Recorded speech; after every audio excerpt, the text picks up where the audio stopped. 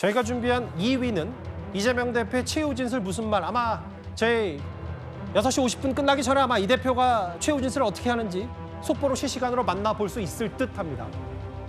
먼저 5위부터 만나볼게요. 회의도 법원도 함께했다. 앞서 민주당이 당 차원의 논평을 냈죠. 검찰 악마의 편집을 했던 위증교사에 대해서. 오늘도 이재명 대표의 그 위증교사 혐의 결심 공판 때 이재명 대표와 함께하는 최고위원들, 지도부가 총출동했습니다.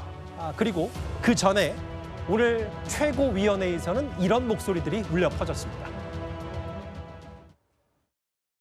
위정교사 사건의 실상은 22년에 걸친 검찰의 이재명 대표 스토킹 사건입니다. 검찰이 제시한 증거는 전체 원본이 아니라 검찰이 일부를 짜집기를 해서 마치 이재명 대표가 위정을 교사한 것처럼 보이는 악마의 편집본이었습니다. PPT 보십시오. 이재명 대표가 명시적으로 위정을 교사했다라고 법리적으로 해석할 수 있는 부분은 적어도 제가 보기에는 전혀 없습니다. 이재명 대표가 스스로 허위 진술을 바라지 않는다는 그런 입장을 명확히 했다는 것을 녹취록 전본에 보면 명확히 드러납니다.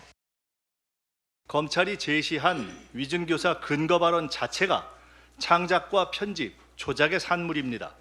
정치검사들의 진짜 전공이 법학이 아니라 판타지 소설이라는 것을 이번에 알았습니다. 못 먹는 감 찔러나 보자고 이번에도 법정 최고형을 구형한다면 검찰과 해당 검사에게 대대손손 기록돼서 감이 아닌 양심만 찔리게 될 것입니다. 오늘 그 민주당 최고위원회의는 마치 위증교사 변호 목소리를 높이는 이런 부분들 좀 방불케 했는데, 그리고 오늘 이재명 대표가 2시쯤에 서울중앙지법에 본인의 위증교사 혐의 재판에 출석하기 전에 미리 김병주 최고위원, 이해식 실장 등등 해서 전현희 최고위원까지 미리 이재명 대표를 기다리는 모습도 저 영상 카메라에 고스란히 담겼습니다. 이현정 의원님. 네. 법학이 아니라 판타지 소설이다. 이거는 22년에 걸친 검찰의 이재명 대표 스토킹 사건이다. 이 발언 고지고대로 어떻게 들으셨습니까? 자, 지난번 선거법 관련돼서는 또 전현희의 구약 성경을 들고 나와서 예전에 윤석열 대통령 발언을 빗대서 이제 이야기를 했는데, 글쎄 민주당 최고위원회가 법정은 아니지 않습니까? 여기가 양심의 법정은 아니잖아요. 그러니까 최고위원회는 최고위원회입니다. 근데 이 사건은요, 이재명 대표 개인의 사건입니다. 우리가 좀 더 명확히 구분해야 될 것은 이 최고위원회는 민주당 최고위원회예요. 근데 지금 이 사건 같은 경우는 이재명 대표 개인의 사건입니다. 저는 이재명 대표가 이 사건을 접근함에 있어서 자꾸 이렇게 당을 끌어들이고 국회의원들을 동원하고 이런 것들이 실제로 전 판결에 있어서 영향을 미칠 수 있다는 생각이 들어요. 왜냐? 즉 당대표라는 권한을 이용해서 의원들을 동원하고 또 당 최고위원회를 마치 로펌 회의처럼 운영하는 것들, 이것 자체가 어떤 면에서 보면 굉장히 권한 남용이거든요. 그래서 저는 거듭 이야기했습니다마는 이재명 대표가 이 문제에 대해 대응할 일이 있으면 본인의 변호인을 통해서 대응하면 될 문제이지, 전현희 지금 최고위원이 이재명 대표의 변호인은 아니잖아요. 김민석 최고위원이 변호인은 아니지 않습니까? 왜 이 중요한 최고위원 회의를 마치 이재명 대표의 변호 논리를 이야기하는 장으로 바꾸는 것인지, 저는 이것 자체가 좀 구분이 돼야 된다.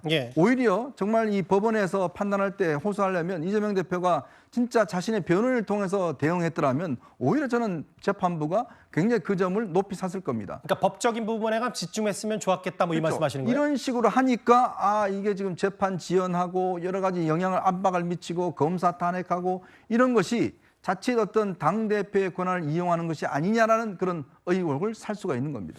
그 오늘 결심 공판에서 잠시 뒤에 곧 이재명 대표 직접 본인이 최후 변론, 최후 진술도 하겠지만, 지난번에 이재명 대표가 뭐라 그랬냐면요. 공직선거법 위반 혐의, 당시 징역 2년 구형 받았을 때 내가 나라의 적이냐, 없는 죄도 만든다. 김구 선생, 조봉환 선생, 김대중 전 대통령까지 거론하면서 이런 최후 진술을 했고, 모르겠어요. 오늘도 비슷한 취지의 얘기 나올지. 근데 강성필 부위원장님. 그러니까 이게 어쨌든 이 재판이 이재명 대표가 대표 취임한 이후에 혹은 본인들이 얘기하는 민주당이 정적 제거용 아니냐. 근데 이런 차원보다 20년 전 사건이 단초가 돼서 2018년 거짓 증언까지 한 거 아니냐 이런 건데 내가 나라의 적이냐 혹은 오늘 최고위원회에서 성토대한 것 자체가 너무 이 법적인 전략을 정치적으로만 해석해서 몰아가는 거 아니냐. 이게 오히려 이재명 대표에게 도가 아니냐. 이현정 의원 지적은 어떻게 들으셨어요? 근데 이재명 대표가 지금 4개 재판, 그러니까 7개 사건, 11개 혐의 4개 재판을 받고 있는데 예. 여기에 대해서 하나하나도 사실 다 복잡한 내용이기 때문에 되게 심플하게 정치적으로 이제 야당의 지지자들에게 호소를 하는 차원이라고 저는 생각을 하고 내가 나라의 적이냐라는 것은 어쨌든 이재명 대표 본인에 대해서 다른 정치인들과 비교해서 형편성을 따져봤을 때 이재명 대표가 너무 가혹하다는 점을 이재명 대표는 조금 더 어필을 하고 싶었던 것 같습니다. 그러니까 예를 들어서 대한민국을 떠들썩하게 했던 대장동 사건, 그러니까 30대 과장에게 50억의 퇴직금을 지출했던, 근데 그 이유가 뭐였습니까? 아버지가 국회의원이었기 때문에 그게 가능했다는 거잖아요. 예, 곽상도 그러니까 전 의원 말씀하시는 거네요. 뭐, 제가 실명을 거론하지 않겠지만 결론적으로 이재명 대표 같은 경우도 그럼 거기에 있어서 본인도 검은 거래가 있었냐, 뇌물이 있었냐 이런 것들을 밝혀내는 과정에서 사실 실무자였던 김문기를 아냐 모르냐, 그러니까 본질과 달라서 이게 이재명 대표가 큰 사건에 있어서 본인의 비위가 있어서 밝히라 이겁니다. 그런데 그것은 본질은 지금 조금 어디론가 좀 멀어지고 오히려 그 해명하는 과정에서 어떤 말꼬투리를 잡아서 본인이 이런 사법 리스크라는 위기에 빠진 거에 대해서 한탄을 좀 하는 그런 차원인 것 같습니다. 그러니까 오늘 그 민주당 최고위원회도 이재명 대표가 검찰의 스토킹 수준 아니냐라는 비판했다면 며칠 전에도 비슷한 얘기했어요. 구자능 변호사님. 김건희 여사가 구약 성경 다 외운다. 이게 거짓말이었다면 그게 무죄듯이 본인이 고 김문기 차장 아느냐 모르냐 이것도 무죄 아니냐라고 당시 성경 들고 나와서 뭐 성경 내용 비꼬았던 내용도 있는데 이거 어떻게 저희가 판단할까요? 저건 이제 민주당에서는 아무 맥락 없이 그냥 막 갖다 붙이는구나 이렇게 평가할 수 있는데 저거는 김건희 여사에 대해서 얘기했을 때 그 종교적으로 신실하다 이 표현을 하기 위한 것이잖아요. 이거랑 비교할 수 있는 건 김문기를 안다 모른다 이 사건을 비교하는 게 아니라 예. 이재명 대표가 당시 선거 과정에서 제가 분당 우리 교회 신도로서 주님을 모십니다라고 했던 발언하고 비교해야 되는데 그때도 허위사실 공표가 굉장히 문제가 됐었어요. 왜냐하면은 분당 우리 교회에서 목사님이 대놓고 이재명 대표는 선거 때만 잠깐 얼굴 비추지 교회에 안 나온 지가 10년이 넘었기 때문에 제적됐다. 우리 예. 신도가 아니다라고 해서 그러면은 종교와 관련해서 소속에 대한 객관적인 내용을 허위사실을 공표했다라는 것으로 그때 고발이 됐었는데 그때 무혐의 됐었습니다. 이재명 대표가 무혐의가 됐듯이 구약 성경을 외우는지 마는지는 그냥 종교적으로 신실하다 내심의 이런 부분에 대한 것이고 이게 당선 목적으로 허위사실을 공표했어야 되는데 이 종교에 대한 신실하다라는 것은 당선 목적으로까지 연결되긴 어렵다고 해서 이재명 대표가 무혐의가 됐듯 김건희 여사에 대해서도 법적으로는 문제 삼을 수 없는 것인데 김문기 처장을 아나 모르나 이거는 굉장히 달라요. 왜냐하면 그 당시에 대선 과정에서 서로 대장동의 몸통이 상대방이다라고 공격하는 가장 대선의 핵심 이슈였기 때문에 예. 당선 목적에 대해서 핵심적으로 연결되는 사항이었거든요. 그러니까 다른 것을 같게 갖다 붙인 거는 그만큼 지금 변명이 궁색하다 이렇게 볼 수 있습니다. 구 변호사께 글쎄요 이게 뭐 단순 비교는 안 되겠지만 하나의 판례 하나를 좀 짚어보려고 하는데요. 박주원 전 안산시장 사례입니다. 2년 전 초 사기 혐의 항소심 재판에서 거짓 증언하게 한 혐의. 당시 재판부 판단은 지방선거 앞두고 이 사건 있으면 공천 못 받아. 검찰의 주장이었고요. 얼마 전에 징역 10개월을 선고받고 법정 구속됐다. 이것도 지금 이재명 대표 이른바 위증교사 혐의와 어느 정도 비교 대조는 가능한 겁니까? 가능하죠. 왜냐하면 구조가 거의 같습니다. 자신의 정치적인 이득을 위해서 형사 판결을 편취하려고 했다. 그래서 교사범으로서의 이득을 얻었기 때문에 10개월의 법정 구속을 했는데 저게 제가 생각하기에도 징역 1년에서 1년 6개월 사이에 실형을 선고하면 이재명 대표의 사건도 딱 맞습니다. 예. 왜냐하면 대부분의 위증교사 사건은 1년을 기준값으로 두고 제가 봤던 이제 판례 분석했을 때 사건도 상해죄를 면하기 위해서 형사 판결을 면하기 위해서 위증을 교사했을 때 실형 1년을 받고 구속됐던 사례가 있거든요. 예. 거의 1년. 저가 지금 정치적 이득을 위해서 징역 10개월 나왔던 거. 저런 것과 비교했을 때 이재명 대표는 1년 이상으로 봐야지 맞습니다. 예, 이 부분은 뭐 일단 구 변호사의 개인적인 시각만 들었는데 다른 변호사 분들도 시각 다르면 저희가 이게 일단 뭐 판례는 이렇다. 뭐 다른 의견 있으면 저희가 아마 이 얘기 또 할 수 있으니까 반론도 한번 들어보도록 하겠습니다. 이재명 대표 아까 뭐 민주당 차원에서 그렇고 검찰의 짤귀기, 조작, 나는 일본 사람 아니다 해서 아닙니다만 빼면 나는 일본 사람 된다. 뭐 이런 취지 얘기를 했는데 마지막 이재명 대표 얘기를 좀 들어보겠습니다. 화면을 좀 바꿔볼까요? 성춘 부의장님, 이재명 대표가요, 최근에 사실은 흐름을 제가 짐작하는 게 맞는지 한번 들어보시면 검찰에 대해서는 최대치 비판을 쏟아내는 반면에 여기 보면 사법부에 대한 신뢰는 높인 편이고 사필 규정이다.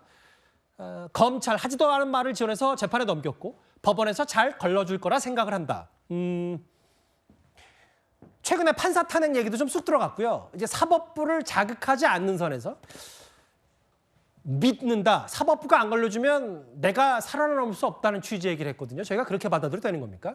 맞습니다. 저는 그 재판부에 대해서는 여야 할 것 없이 이 워낙 초미의 관심사가 집중되어 있는 재판이기 때문에 서로 구형은 어떻게 될 것이다, 판결은 어떻게 나올 것이다 의견들을 이야기하는데 저는 재판부의 판결이 나온 이후에 재판부에 대해서는 절대로 여야 할 것 없이 어떤 판결이 나오든 그거에 대한 신뢰를 훼손시킬 수 있는 발언은 자제해야 된다고 생각합니다. 그렇기 때문에 그런 차원에서 이재명 대표도 그걸 좀 인지하고 예. 말씀을 하시는 걸로 보이고 그 행여는 저런 발언들이 그 재판부에 대한 압박으로 느껴질 수 있는 것 아니냐라는 얘기도 있는데 사실 피의자 입장에서 저런 발언을 하는 것보다 집권 여당의 정치인들, 유력 정치인들이 발언하는 것이 전 더 큰 압박으로 느껴질 수 있다. 왜냐하면 한동훈 대표도 사실 그 공직선거법 최대 구형 2년을 구형했을 때 통상적인 구형이기 때문에 또 통상적인 판결이 낼 거로서 보인다. 이런 얘기를 하셨었고 예. 추경호 원내대표도 지도부 회의에서 뭔가 거의 검찰의 기소장 읽듯 이재명 대표의 뭔가 검찰의 입장을 대변하듯 그거에 대해서 비판하는 내용들을 계속 이야기하고 있거든요. 예. 그렇기 때문에 그런 오히려 집권 여당의 유력 정치인들이 좀 더 그런 발언에 있어서 신중해야 된다는 말씀을 드리고 싶고 이재명 대표는 저 인터뷰를 할 때 예. 그런 얘기를 했어요. 본인이 법조인으로서 수십 년을 살았다. 그렇기 예. 때문에 이런 문제가 있다는 거 다 인지를 하고 있다. 그렇기 때문에 통화할 때도 본인은 저는 그래서 그 통화에 12차례나 그 얘기한 것이 본인이 좀 압박으로 느껴질까 봐 안전장치를 심어놓은 거라고 저는 생각을 하거든요. 잠시만요. 근데 말씀 그렇 진짜 죄송한데 예. 반대 아닐까요? 법을 모르니까 전화를 해서 이렇게 하다가 문제되는 거지. 법을 잘 아는 사람은 오히려 그런 걸 안 하는 게 통상상식 아닙니까? 근데 저는 제가 말씀드린 예. 12번이나 그렇게 계속해서 뭔가 반복해서 이야기하는 것 자체가 예. 혹시 이것이 문제가 될 수 예. 있으니 안전장치로서 전 얘기를 했을 것이다. 그렇기 때문에 이재명 대표 입장에서는 나는 그런 안전장치를 얘기해놨는데 법원이 그걸 잘 판단해 줄 것이다 라는 차원에서 얘기한 것 같아요. 이재명 대표의 어제 한 프로그램에 출연해서 재판부는 믿는다라는 취지로도 저도 들리는데요. 그런데 사법부, 재판부가 뭔가 기류가 바뀐 게 있습니다. 이번 이재명 대표의 연이은 결심 공판, 구형과도 관련이 있다면 있을 수 있겠는데요.